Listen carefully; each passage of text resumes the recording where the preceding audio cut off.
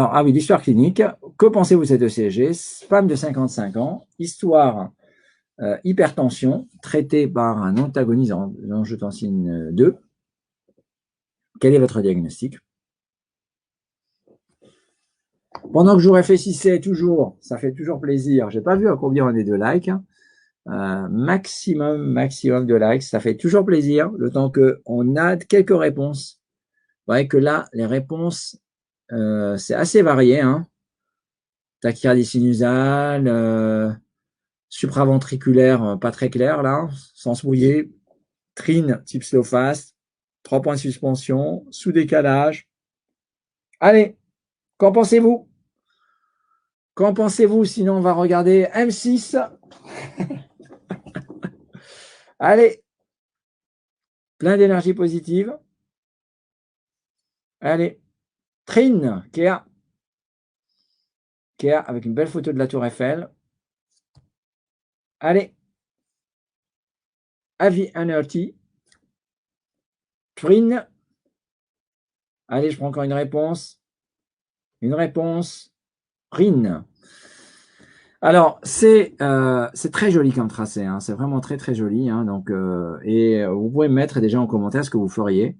C'est très, très joli comme tracé. Où vous regardez, bien sûr, c'est une... Et là, sur format électronique, c'est toujours sympa. Si vous regardez sur un grand écran, ce sera beaucoup mieux que sur un petit écran de téléphone. C'est pas toujours évident bien sûr, de zoomer. Donc, j'essaye de zoomer pour vous. Et vous voyez que vous avez un fort doute de vous dire, est-ce que là, il y a une onde P cachée? Et il y en a très probablement une. Et c'est assez typique que cette onde P, elle est négative en inférieur. Vous voyez cet aspect d'onde S ici. Et elle est positive en V1. C'est cet épaulement de V1 qu'on voit dans les tachycardies jonctionnelles par réentrée intranodale de type slow fast, c'est-à-dire que l'influx descend par la voie lente et remonte par la voie rapide. Il descend à travers le nœud auriculoventriculaire par la voie lente, ça donne un QRS. Ça remonte à travers le nœud par la voie rapide, ça donne une onde P cachée dans le QRS, voilà, avec un RP' très court. Puis ça redescend dans l'autre sens avec un P'(R) très long, puisque ça descend par la voie lente. C'est ce qu'on appelle une tachycardie jonctionnelle par réentrée intranodale de type slow fast. Et ça, voilà, c'est la TJ barine classique. Et que bien sûr, ça se réduit très très bien par manœuvre vagale ou par strialine. Je ne sais pas si on a la réduction. Je pense qu'on l'a. Donc ça, c'était posté un vendredi, comme on fait habituellement. Et voilà. Donc vous voyez, ça a bien marché. 33 000 personnes touchées, hein, c'est quand même pas mal. Et vous voyez la réduction. Toujours intéressant de voir la réduction. Vous voyez, je pense que c'est on dirait un tracé fait chez moi. Ouais, c'est fait à l'hôpital ici d'ailleurs. Vous voyez, c'est fait ici. Hein. Voilà. Donc, vous voyez, alors j'essaie de poster en retard pour pas faire de lien avec les histoires cliniques des patients que je vois. Vous voyez, c'est posté beaucoup plus tard que juillet. Hein, ça a été posté en novembre. Et vous voyez que ici, ça remonte pas d'ailleurs. Ça remonte par le, si, ça remonte par le, il y a toujours l'épaulement de la fin du QRS et ça s'arrête sur une onde P. Et donc, si ça s'arrête sur une onde P, c'est bien plutôt une TJ. Parce que si c'était une TA, il n'y aurait pas eu, ça serait arrêté sur un ventricule. Et après, ben voilà, il faut pas avoir peur. Est-ce que vous avez peur de ces poses-là, les amis? Est-ce que vous avez peur? Est-ce que vous utilisez, je sais pas, de la tropine, de la DRE, des coups de poing sternaux pour ces poses-là?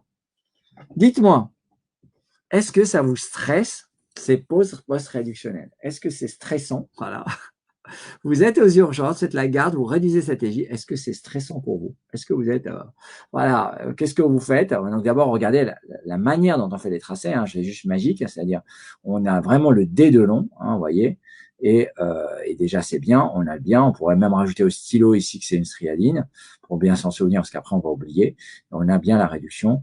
Vous voyez ici cet aspect d'impression d'épaulement comme dans une autre delta, mais vous voyez que c'est peut-être juste un rythme d'échappement ventriculaire et très vite après, il y a un PR qui redevient normal. C'est ça qui dit qu'il a des frissons.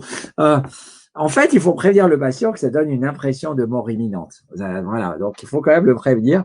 Ça donne une impression de mort imminente et que ce moment, il faut bien le prévenir. C'est pour ça que les urgentistes préfèrent d'utiliser plutôt du Tidiane IV que de la strialine. Mais honnêtement, On veut dire d'appeler jusqu'à la récupération. Stressant, mais je suis content de la réduction et de la pause part rapidement, lol. Oui, tu as entièrement raison, la pause passe très rapidement et effectivement, vous n'aurez jamais le temps d'injecter quoi que ce soit. En fait, moi personnellement, je prépare plus rien, d'accord? Mais voilà, donc